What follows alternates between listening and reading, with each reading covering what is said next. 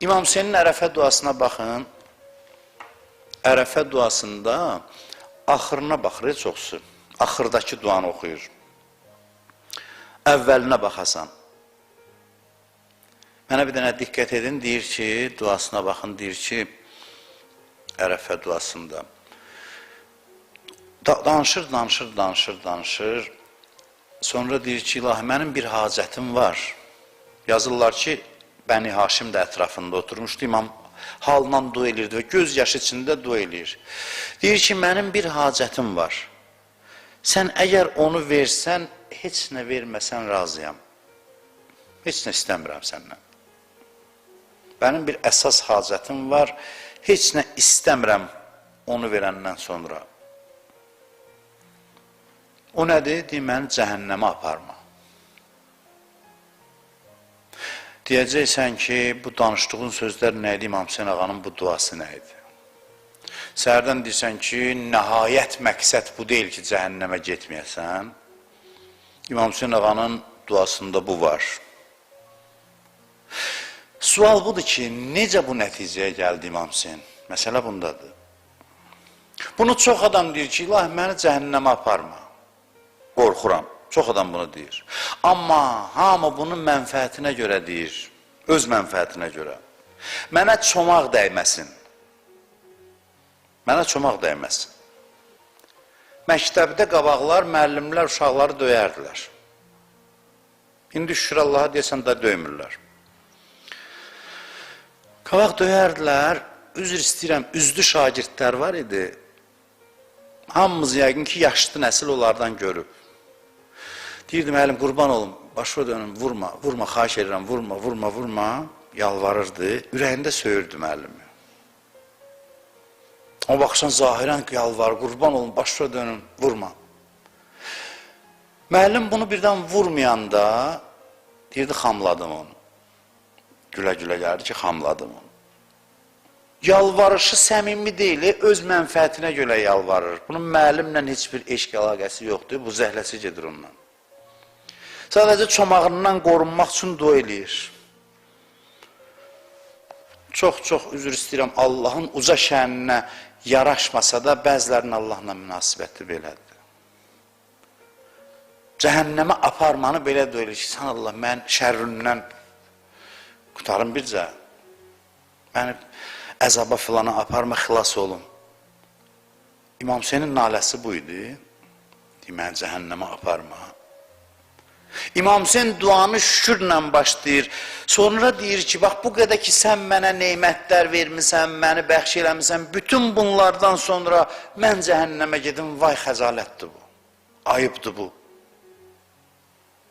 Budur mahiyyət. Cəhənnəmə getməyim, budur mənası. Sənin kimi gözəl Allahın var, sən bu qədər neymət ver. Axır iş belə gətirsin ki, belə bir gözəl Allah ola, mən gedim cəhənnəmə, xəcalətdir, ayıbdır, utanıram, qurban olun mən ora göndərmə, rüsvayçılıqdır bu. Bu başqa bir şeydir. Gör, mən nə qədər naşükür olmalıyam ki, cəhənnəmlik olum.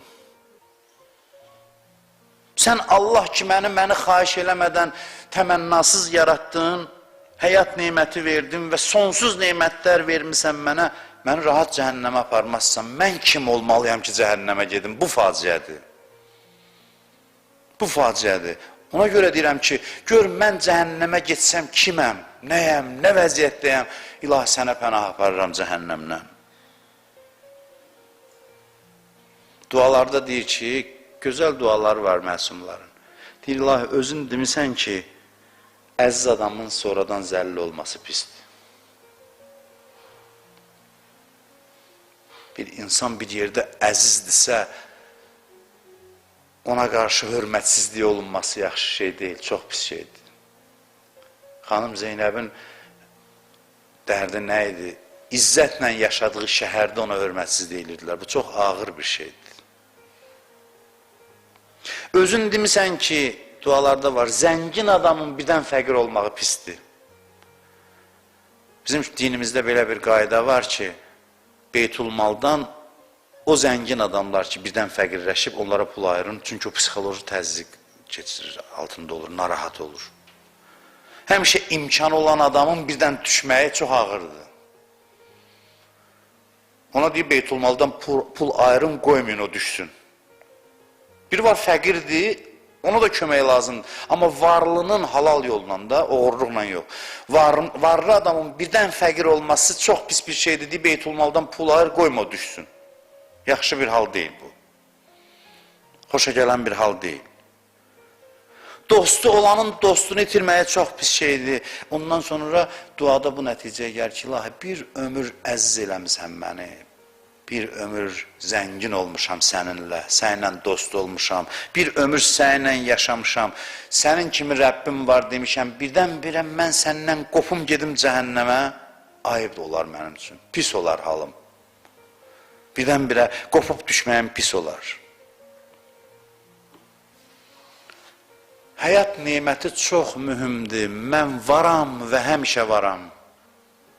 Bu iki məsələnin üzərində məni dinləyənlər köklənsələr yaxşı olar. Mən varam və mən həmişə varam. Az hissəsini burada varam dünyada. Həmişə o tərəfdə var olacam. Bu təfəkkür çox önəmlidir. Mən varam, həmişə varam. Az hissəsini burada olacam. Həmişə o tərəfdə olacam. Belə olanda adamın dünya ilə davası mənasız bir dava olmur. Mənasız bir dava. Adamlar var ki, dünya ilə mənasız bir dava eləyir. Hansısa mücərrəd mənəviyyata görə dava eləmir. Hansısa mücərrəd dəlilsiz, sübutsuz mənəviyyata görə dava eləmir. Hesablamaya görə dava eləyir. Bura ateldir deyir. Ateldə atelə uyğun davranmaq lazımdır. Ev deyil bura, sənin evin deyil. Sadəcə bunu deyir. Dünya ilə mənasız bir davadan başlama mənəviyyat yolu. Çox dindarların davası mənasızdır. Görün, Quran diqqəti nəyə çəkir? Xahiş edirəm buna diqqət eləyin. Quranın gözəllikləridir bu. Deyir ki, Əraditum bil hayati dunya minəl axirə فَمَا مَتَاعُ الْحَيَاةِ الدُّنْيَا فِي الْآخِرَةِ إِلَّا قَلِيلٌ. Deyir ki, belə tərcümə eləyim də, dünyaya razı oldunuz, bu ki azdır. Bu başqa bir sözdür. Dünyaya mı razı oldunuz ahirətlə müqayisədə? Müqayisə edir ahirətlə, deyir ki, bu ki azdır. Vəssalam, sözlərin hamısı bunun içindədir. Riyazi hesablama, düşün, məntiqi mühakimə irəli sürür. Görün, nə gözəl danışır. Dünya ilə mənasız davadan başlamır. Dünya belə olsun, dünya elə olsun. Yox, deyir ki, bu ki azdır. Bu ki balacadır, kiçikdir. Mən sizə bir söz deyim, möminlərin çoxunun yersiz dünya düşmənçiliyi var. Bilinmir o düşmənçiliyin qaynağı nədir? Allah deyir, o qədər deyilən ki, bu azdır, ona görə sən buna olduğu qiyməti ver. İndi cəmaatdan sorğu keçir küçədə. Deyin ki, din-dünya münasibətləri nədir? Dinin dünyaya münasibəti nədir? Hamı deyəcək ki, din deyir, dünya alçaqdır, pisdir, rəzil bir yerdir, dünyanın düşmənidir din. Bu mənfi təsir göstərir insanların düşüncəsinə. Sən dinin fəlsəfəsini anlat, sonra sadə müqayisə ilə dünyanın aşağı olduğunu görəcək adam. Yoxsa bəziləri eşidib dünyanın qiyməti aşağıdır, dinə gələndən başlayır dünya ilə mənasız davaya, yersiz davaya. Paxıllığını, əsəbini tökür dünyanın üstünə, paxıllığını tökür. Paxıllığını zahidanə muizələrin arxasında gizlədir. Varlı adam görür, əsəbləşir, o əsəbi muizə ilə ifadə edir ki, dünya boş şeydir, buna bax, gedib dünyaya al. Əsəb danışdırır onu. Paxıllıq eləyir o varlı adama. Deyə bilmir, paxıllıq eləyirəm. Deyir ki, dünya bunu əsir elədi, dünya belə, dünya elə. Belə bir davaya dəvət eləmir, din adamı. Deyir, axı, bu azdır. Bununla başlayır. Bir Əleyhisselamın yanında dünyanı başladı pisləməyə.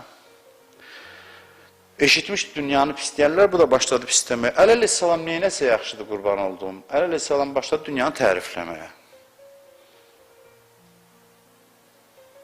Özü nə qədər dünyanı pisləyən Əli ibn Əbi Talib başladı dünyanı tərifləməyə. Bəzi adamlar səhv düşüncədən dünya ilə dava aparır. Başa düşmür nədir davası. Dünya ilə dava eləyənlərin çoxu xəbis insanlar olur. Paxıllıqdan dava eləyirlər.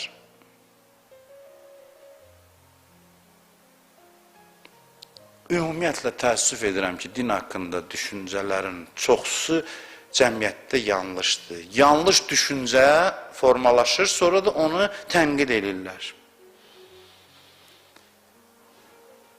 Mən dünən baxırdım, bu vaksinasiya ilə bağlı yazırdılar. İndi biz vaksin olunmuşuq. Mən maraqlı olur da cəmaatın fikri hər bir addıma.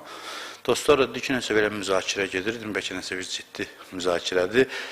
Biri yazır ki, ateistdir bu görünür də. Bəs deyirdiniz, din hər şeyi həll eləyir, nə oldu elmə pənah apardınız? Bu adam bilmir, ümumiyyətlə, din nədir? Səhv formalaşdırmışıq da təfəkkürü, düşüncəni. Elə bilir ki, məsələn, biz deyirik ki, Quranda hər şey yazılıb, elə Qurana baxın, sağlam olun, bütün hər şeyin düsturu oradadır. Din bunu demir, din qətiyyən bunu demir. Təbii ki, bunu demir. Din deyir ki, elə elm də dindir, praktik elmlərə gələnin potensialınızı artırın, din o elmi potensialı düzgün istiqamətə yönəldir, faydalı məcraya yönəldir. Din deyir, elmi axtarışda ol. Din gəlib, ağlı tətil eləmir ki, sən otur, mən sənə hər şey deyim, sən elə. Din əksinə ağlı işə salır, gücləndirir ki, get, dəqiq elmlər öyrən, get, elmi kəşflər elə. Deyir, bunu kafir icad eləyib axı. İndi güya bu söz atır, məsələn. Bu Çində icad olunub, sən məsələn bundan niyə görə istifadə edirsən? Mənim dinim mənə deyir ki, elm Çində də olsa gedin, elə söz təsadüfən adı da uyğun gəlir. Elm Çində də olsa gedin onu öyrənin. Hikmət möminin itirdiyidir, kimin əlində olsa onu alar. Yaxşı olardı ki, mömin olardı, müsəlman olardı, bunu icad eləyərdi. Bəli, bunu oturaq müzakirə eləyək ki, dərd budur. Yoxsa ki, məsələn, kafir icad eləyib axı bunu. Bir dəstə dindar da o yandan deyir ki, oraya insanlara çip yerləşdirəcəklər və baxacaqlar ki, hara hərəkət edir, neyinir. Bu masonların qlobal planıdır, insanları zombiləşdirirlər. Ruhanilərdən biri deyirdi, rayonlardan birində biri deyib ki, bizə çip yerləşdirəcəklər, hərəkətimizə baxsınlar.